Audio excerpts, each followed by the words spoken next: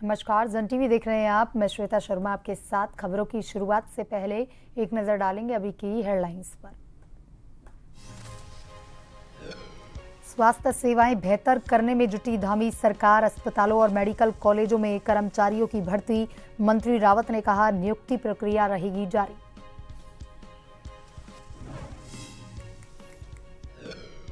High court ने आवारा कुत्तों के आतंक पर की सुनवाई। नैनीताल के पालिका ईओ को किया तलब। वकीलों ने निजात दिलाने के लिए दायर की पीआईएल।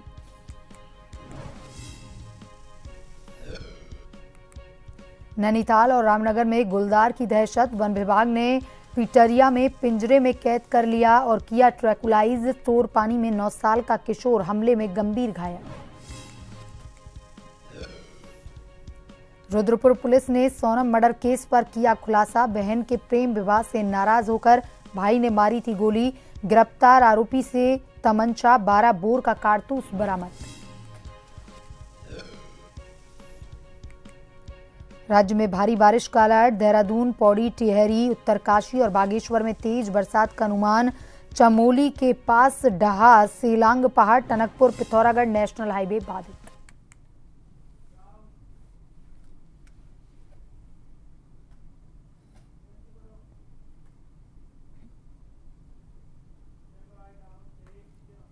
और अब खबरें विस्तार से।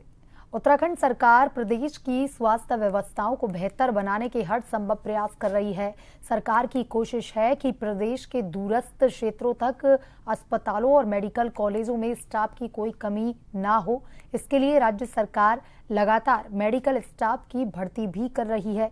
वहीं राज्य के स्वास्थ्य मंत्री डॉक्टर धन सिंह रावत ने बताया कि उनके कार्यकाल में अब तक 3000 नर्सिंग स्टाफ, 500 डॉक्टर और 1000 एएनएम की भर्ती की जा चुकी है, जबकि जल्द ही स्वास्थ्य विभाग में 2000 वार्ड बॉय और 288 डॉक्टरों की नियुक्ति प्रक्रिया भी शुरू की जाएगी।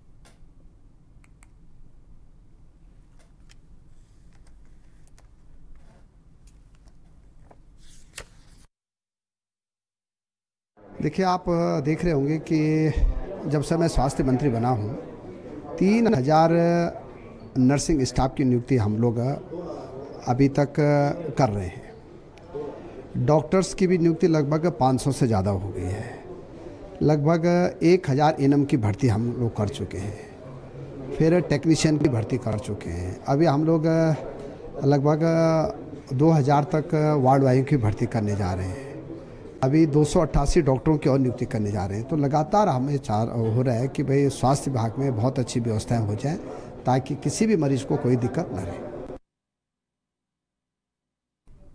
नैनीताल नगर में लावारिस कुत्तों के आतंक से निजात दिलाने के लिए दाखिल याचिका पर गुरुवार को नगर पालिका के ईओ को कोर्ट में तलब कर स्थिति स्पष्ट करने के निर्देश दिए। बता दें कि हाईकोर्ट के गेट पर लावारिस कुत्ते कई लोगों पर हमला कर चुके हैं। आरोप है कि कुछ पशु प्रेमी अधिवक्ताओं ने कुत्तों को संरक्षण भी दे रखा है और मेडिकल जांच कराए बिना उनके गले में पट्टा भी बांध दिया है। इससे रेस्क्यू टीम उन्हें पकड़ा ना ले जाए। आए दिन हाईकोर्ट के पास कुत्तों के काटने की घटना होने पर वकीलों ने लावारिस कुत्तों के आतंक से निजात दिलाने के लिए पूर्व में दाखिल जनहित याचिका की सुनवाई का आग्रह किया था। बता दें कि आवारा कुत्तों के आतंक से निजात दिलाने के लिए पहले दायर एक अन्य जनहित याचिका पर सुनवाई के बाद हाईकोर्ट ने नगर पालिका को सड़क के आवारा कुत्तों को शोल्डर हाउस में डालने के निर्देश जारी किए थे।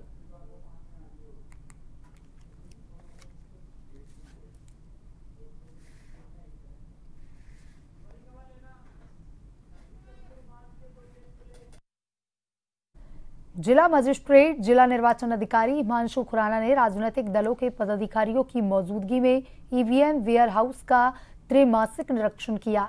निरीक्षण के दौरान ईवीएम व वीवीपैट मशीनें डबल लॉक में सुरक्षित पाई गईं।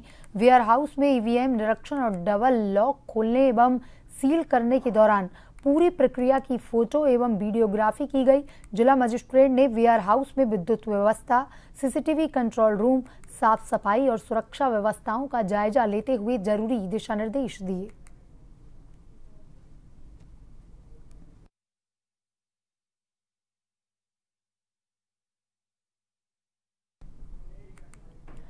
चक्राता क्षेत्र में स्थित प्रसिद्ध पीठ हनोल मेहासू मंदिर पर आयोजित होने वाले मेहासू देव जांगड़े पर्व के अवसर पर जोनसार वावर भ्रमण पर पहुंचे मंत्री सतपाल महाराज का साहिया पहुंचने पर स्थानीय कार्यकर्ताओं ने पारंपरिक वाद्य यंत्रों, फूल मालाओं से स्वागत किया।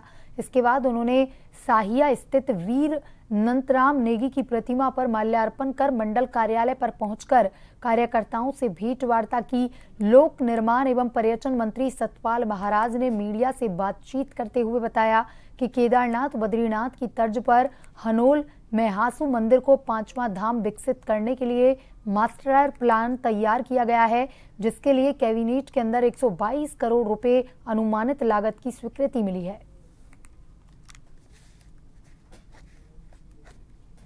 देवयानी जो पर्व मनाया जा रहा है, इसको राजकीय पर्व घोषित कर दिया गया है और उस पर्व में सम्मिलित होने के लिए हम यहाँ पर आए हैं। केदारनाथ और बद्रीनाथ की तर्ज पर पूरा मास्टर प्लान बन रहा है हनोल देवता का, और महाशू का पूरा परिसर का जो है डेवलपमेंट हो रहा है, जिसके लिए हमारे कैबिनेट के अंदर 120 करोड़ रुपए की जो है अनुमानित लागत जो है की स्वीकृति मिली है। और इसके अंदर जो है अंतर्गत बोठा, हनोल, बासिक, इसके अंदर महेंद्रथ और पवासी ठडियार, ये सब मंदिर शामिल होंगे। इनका पूरा परिसर का डेवलपमेंट होगा ताकि वहाँ अधिक से अधिक यात्री जो है विश्राम कर सके और देवता के सानिध्य में रात्रि विश्राम भी कर सके और वहाँ पर सब सुरक्षित रहें, इसकी पूरी व्यवस्था की जा रही है। सभी जगह जोनसार बावर में जहाँ देव मंदिर है वहाँ पे जागड़े का पर्व हो रहा है और इस शुभ अवसर पर हमारे कैबिनेट मंत्री माननीय सतपाल महाराज जी पहले कालसी, अभी सैया में उनका जोरदार स्वागत किया गया।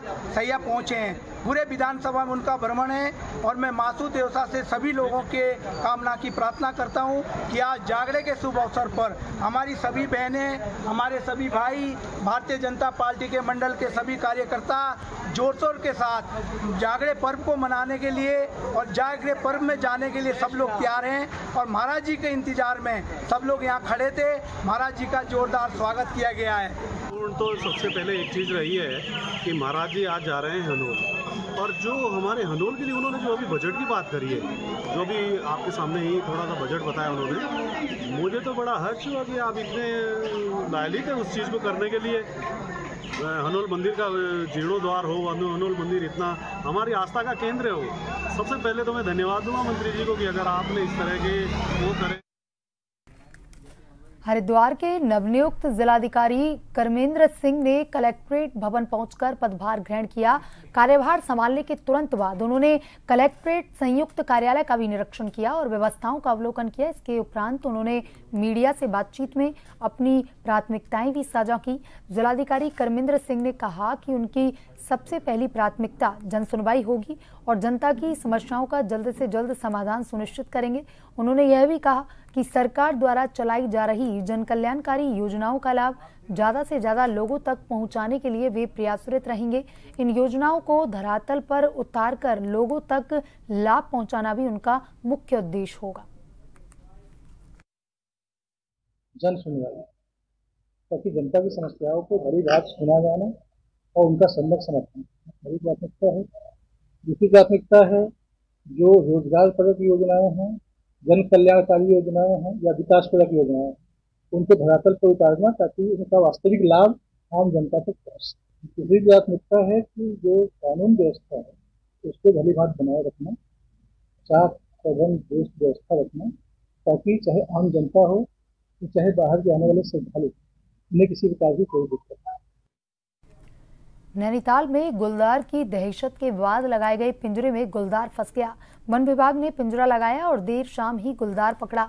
नैनीताल में नगरपालिका बाढ़ के पीटरिया क्षेत्र में गुलदार की चहलकदमी ने क्षेत्रवासियों के होश उड़ा दिए। इसकी शिकायत वन विभाग के अधिकारियों से की गई। वन विभाग ने संवेदनशीलता को देखते हुए शाम एक पिंजरा लगा दिया। गुलदार के आने के बाद से दहशत का माहौल हो गया था। अब गुलदार के पकड़े जाने के बाद ट्रैकुलाइज किया गया है।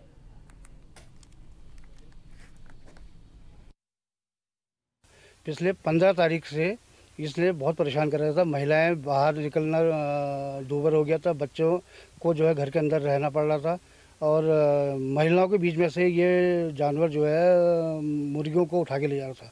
तो हमने पहले लेटर आरओ साहब को दिया। आरओ साहब के थ्रू रेंज फॉरेस्टर साहब के पास हम लेटर देने गए तो डीएफओ साहब के पास डीएफओ साहब ने हमको आश्वासन दिया कि मैं तुरंत इस लेटर को देहरादून भेजता हूँ, क्योंकि WHO से इनका वो होता है, उसके द्वारा इन्होंने डीएफओ साहब ने तत्परता दिखाई और लेटर देहरादून भेजा।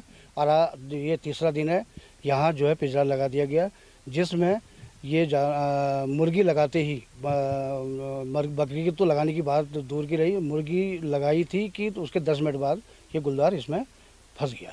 बीच में आज से 10-15 दिन पहले गुलदार की यहाँ पर दहशत का माहौल बताया था, तो मेरे द्वारा अपने स्टाफ से यहाँ गश्त करवाई जा रही थी। बीच में सभासद महोदय हमारे भगवत रावत जी ने लेटर भी दिया हमें। उसके बाद ट्रैप कैमरे हमने यहाँ लगाए थे, तो एक ट्रैप कैमरे में एक गुलदार कैद हुआ था। उसके बाद हमने परमिशन पर अप्लाई किया, तो कल शाम रामनगर में गुरुवार देर शाम ग्राम चोरपानी के पास सती कॉलोनी के पास रहने वाले 9 वर्षीय एक किशोर पर गुलदार ने अचानक से हमला बोलते हुए उसे गंभीर रूप से घायल कर दिया। वहीं घर में मौजूद किशोर के बड़े भाई ने साहस का परिचय दिया और गुलदार के मुंह में फंसे अपने भाई के पैर को देखकर गुलदार के सिर पर डंडे से कई बार कर छोटे भाई को बचा लिया। गुलदार के हमले में घायल जयवीर के हाथ और पैरों में नाखूनों से गहरे घाव बन गए। इसके बाद परिजन उसे उपचार के लिए रामनगर के सरकारी अस्पताल लाए, जहां चिकित्सकों ने प्राथमिक उपचार के बाद घायल किशोर को छुट्टी दी। वहीं घटना के बाद गुलदार के आतंकों को लेकर ग्रामीणों में दहशत का माहौल बना हुआ है और उन्होंने वन विभाग से गुलदार के आतंक से निजात दिलाने की भी मांग की है।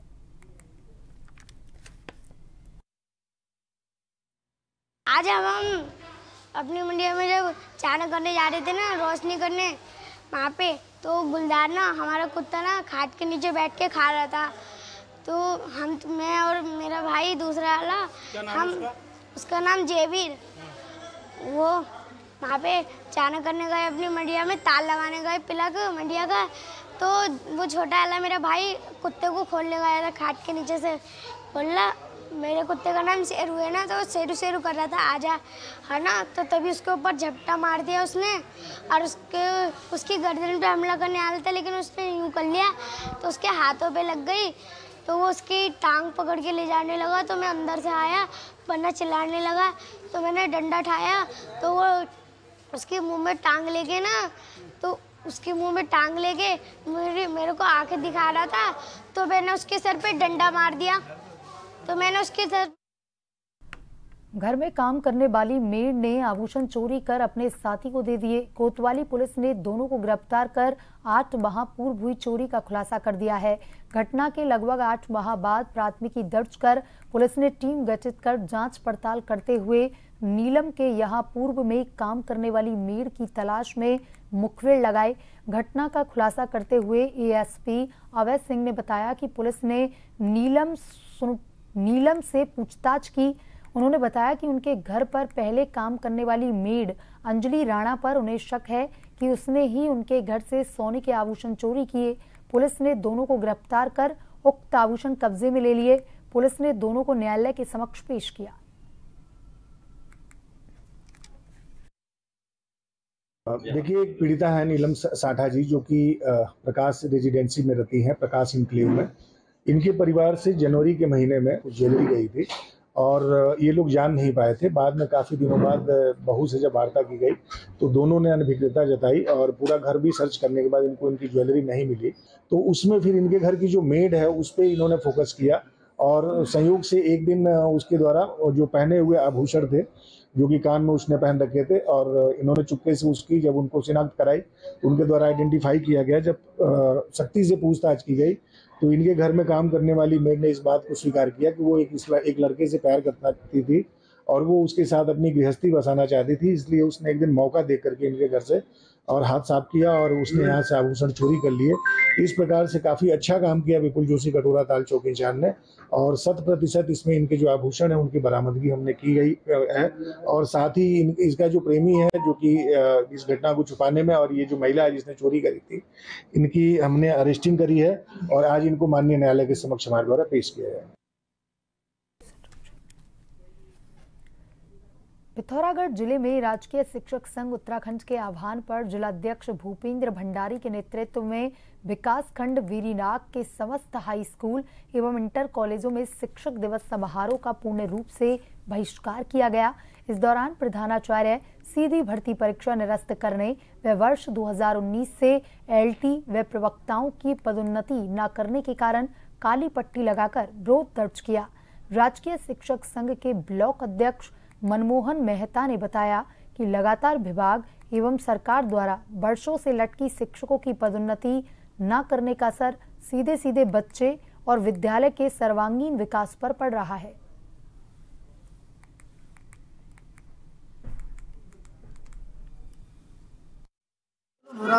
सरकार द्वारा प्रधानाचार्य के पदों पर सीधी भर्ती के विरोध में, जैसे कि आपने देखा होगा और लोगों को मालूम है, पहले प्रधानाचार्य के पद प्रमोशन से भरे जाते थे जिसमें हमारा हर अध्यापक एक समय के बाद प्रमोशन पा लेता था और हमारा छठा वेतन आयोग में साफ स्पष्ट है कि जो आईटी का अध्यापक है वो 2 प्रमोशन पाएगा। हमारा पहला प्रमोशन होता है हेडमास्टर और दूसरा होता है हमारा प्रधानाचार्य। लेकिन जो नीति बनी सरकार की उस नीति में आईटी का अध्यापक आ नहीं पा रहा है। लेक्चरर भी हमारे 26,000 की संख्या हमारे राजकीय शिक्षक संघ के सदस्यों की है, उसमें से जो अन्य जो हमारे शिक्षक समुदाय है। महात्मा ज्योतिबा फुल्ले और सावित्रीबाई फुल्ले को भारत रत्न देने की मांग तेज हो गई है। हरिद्वार में ज्वालापुर स्थित सैनी आश्रम में गुरुवार को महात्मा ज्योतिबा फुल्ले और सावित्रीबाई फुल्ले की मूर्तियां स्थापित कर अनावरण किया गया। इस दौरान सैनी समाज व देश के लिए महात्मा ज्योतिबा फुल्ले और सावित्रीबाई फुल्ले के योगदान को याद करते हुए केंद्र सरकार से दोनों महात्माओं को भारत रत्न देने की मांग की। कार्यक्रम में बड़ी संख्या में समाज के लोगों की मौजूदगी में प्रतिमाओं का अनावरण किया। भाजपा से राज्यसभा सांसद डॉक्टर कल्पना सैनी ने कहा कि माता सावित्रीबाई फुले प्रथम शिक्षिका थी। महिलाओं को शिक्षित करने में सावित्रीबाई फुले का अहम योगदान है। सैनी समाज की मांग है कि ज्योतिबा फुले और सावित्रीबाई फुले को भारत रत्न दिया जाए।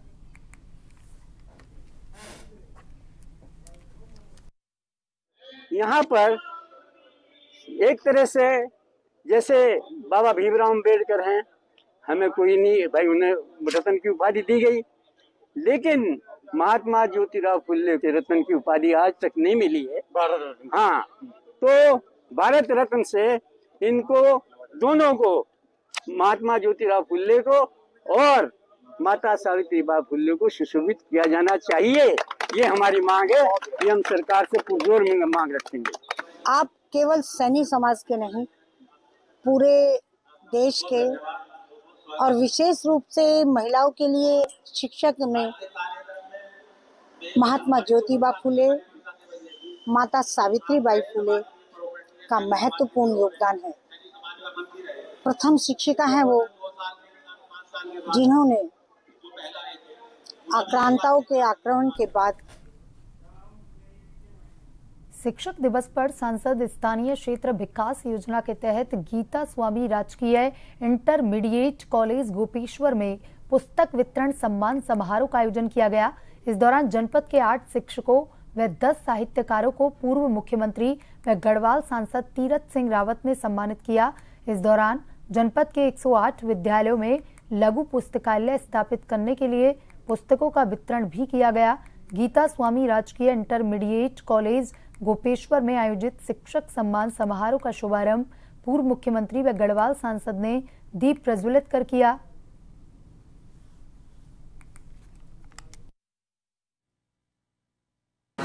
एक प्रधानमंत्री मोदी जी के द्वारा हिंदी को बढ़ावा देना, एक राष्ट्र एक भाषा, वो अपनी हिंदी हो और उसको लेकर के हर जिलों में, हर विद्यालयों में यह विषय जाए। तो वो एक विषय था। और दूसरा, कुछ साहित्यकार, कुछ कवि ऐसे जिन्होंने अपने साहित्य के रूप में अपना विषय को आगे बढ़ाया, तो सम्मानित और प्रधानाचार्य सभी स्कूलों के जिले के उनके विद्यालयों को सम्मानित करने का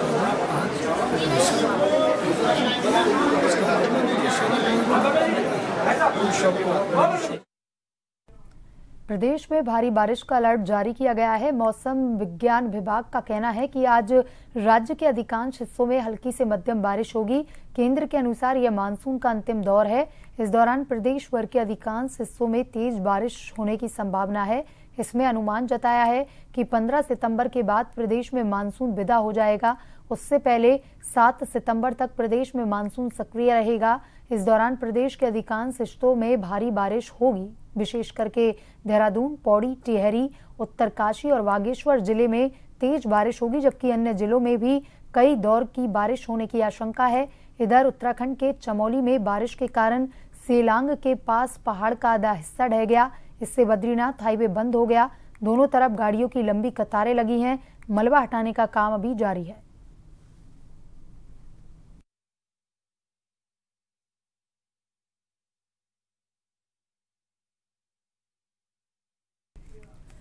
टनकपुर पिथौरागढ़ एनएच एक बार फिर से संतोला के पास से बंद हो गया है। गुरुवार देर शाम 8:30 बजे एनएच में टनकपुर से पिथौरागढ़ की ओर सामान ले जा रहा कैंटर संतोला के स्लाइडिंग जोन के मलबे में बुरी तरह से धंस गया।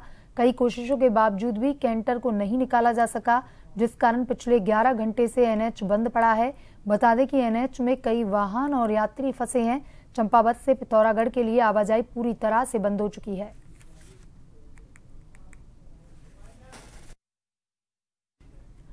बुलेटिन में अभी तक के लिए इतना ही। बने रहिए जन टीवी के साथ। नमस्कार।